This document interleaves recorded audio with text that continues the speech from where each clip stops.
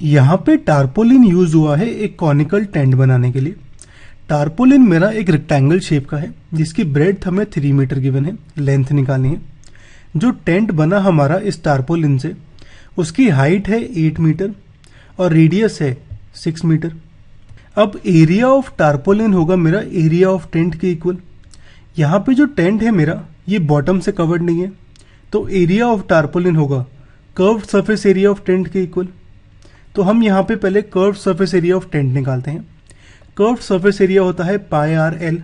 मुझे यहाँ रेडियस पता है पर एल यानी स्लांट हाइट नहीं पता है, तो हम पहले एल निकालते हैं।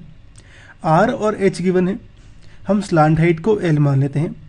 हमें पता है एल स्क्वायर होता है H square plus R square.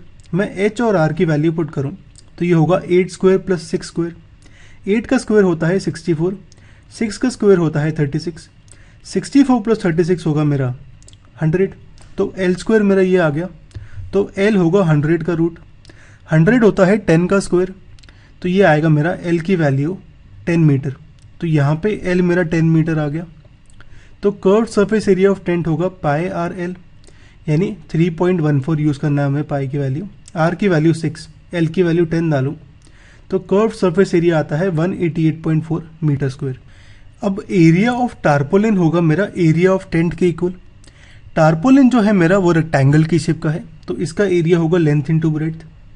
हमें ब्रेड्थ गिवन है 3 मीटर, तो लेंथ होगा 1/3 एरिया ऑफ टेंट।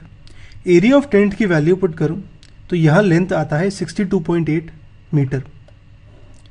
लेकिन हमें यहाँ पे एक और चीज़ गिवन है। हमें गिवन है कि हमें एक मार्जिन छोड़ना है 20 सेंटीमीटर का।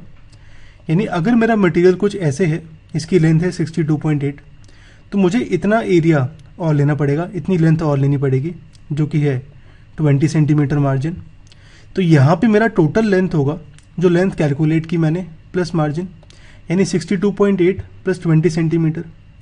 अब लेफ्ट साइड मीटर है, राइट साइड सेंटीमीटर है, तो इस सेंटीमीटर को मैं मीटर में कन्वर्ट करता हूँ।